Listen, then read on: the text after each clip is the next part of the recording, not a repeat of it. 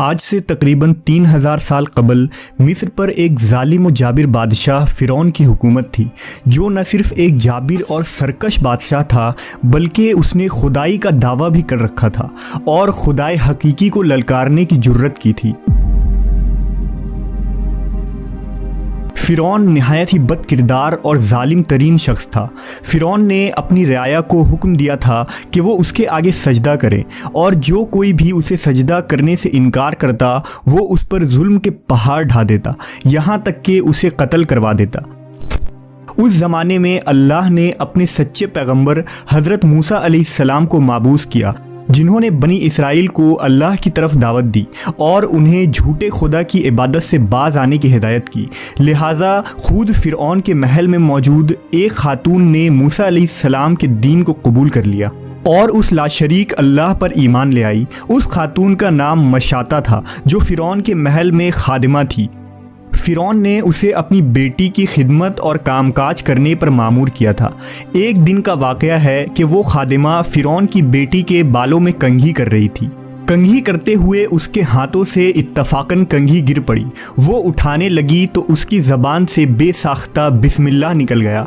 इस पर शहज़ादी ने कहा कि तूने आज अजीब कलमा बोला, रब तो मेरे बाप फ़िरौन ही हैं, तो फिर तुमने ये किसका नाम लिया है? उसने जवाब दिया, फ़िरौन रब नहीं बल्कि रब वो अल्लाह है जो मुझे और तुझे और ख़ुद फ़िरौन को रोज़ी देता है। शहज़ादी ने कहा, अच्छा तो क्या तू मेरे बाप के सिवा किसी और को अपना रब मानती है? उसने जवाब दिया, हाँ, मेरा, तेरा और तेरे बाप सब का रब अल्लाह ही है।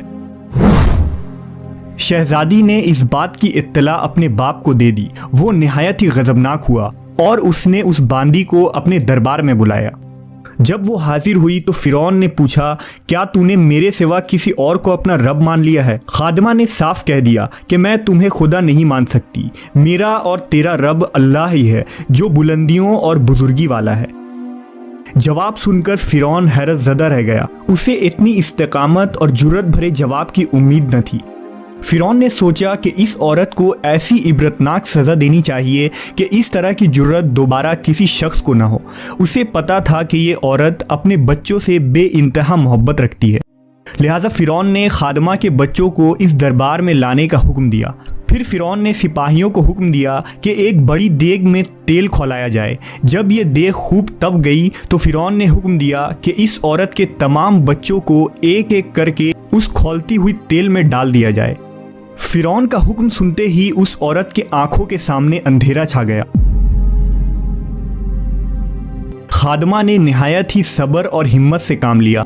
सिपाहियों ने उस खादिमा के एक बच्चे को पकड़ा और उसे घसीटते हुए ले जाने लगे। वो बच्चा कभी पुकारते हुए अपनी माँ से मदद तलब करता, कभी सिपाहियों से रहम की भीख मांगता, कभी फ़िरौन की तरफ उम्मीद भरी निगाहों से देखता। सिपाही उसे धकेलते और घसीटते हुए देग के करीब ले गए। खादिमा अपने बच्चे की तरफ मोहब्बत भरी नज़रों से देख रही थी और उसे अलविदा कह रही थी। चंद लम्हात में उसके जिगरगोशे बच्चे को खौलते हुए तेल में उंडेल दिया गया और कुछ ही लम्हे में उस मासूम की हड्डियां तेल के ऊपर तैरने लगी।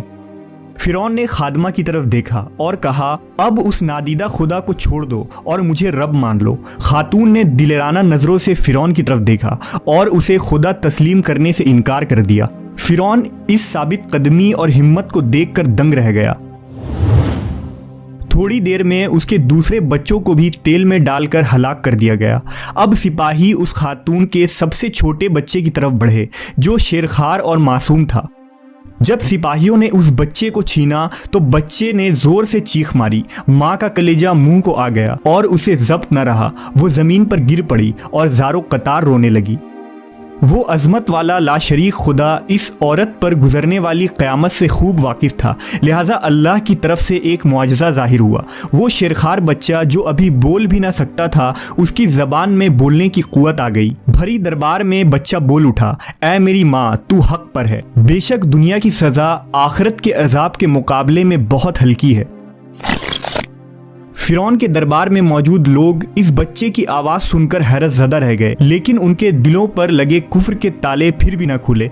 कुछ ही देर में इस बच्चे को भी देग में डाल दिया गया और ये बेखता मासूम मौत के आगोश में चला गया।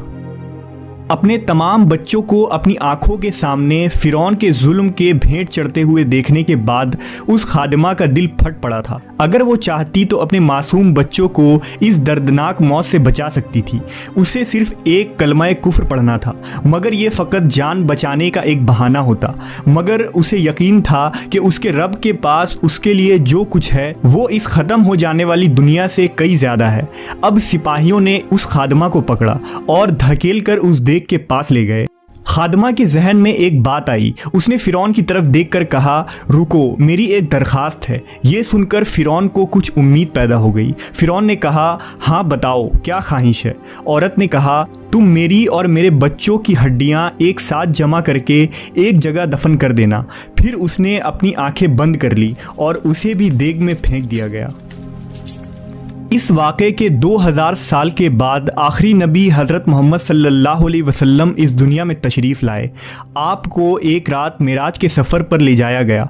मेराज की रात जब नबी सल्लल्लाहु अलैहि वसल्लम बुराक पर सवार होकर बैतुल मुक़द्दस पहुँचे तो आपको मिस्र की तरफ से एक खुशबू आने लगी। हुजूर ने जिब्राइल से पूछा, ए जिब्राइल, ये कितनी अच्छी खुशबू आ रही है, ये खुशबू कैसी है? जिब्राइल अमीन ने अर्ज़ की, या रसूल अल्लाह, फ़िरौन की एक बांदी थी जिसने ईमान के खातिर अपने और अपने बच्चों के जानों का सौदा किया था।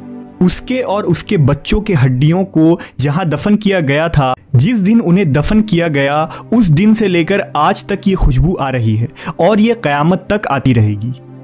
बेशक हम खुशकिस्मत हैं कि अल्लाह ने हमें ईमान की दौलत से नवाजा, जिस ईमान को पाने के लिए लोगों ने अपनी और अपनी औलादों के जान के नजराने पेश कर दिए, जबकि हमें कितनी आसानी से ये दीन और ईमान मिल गया।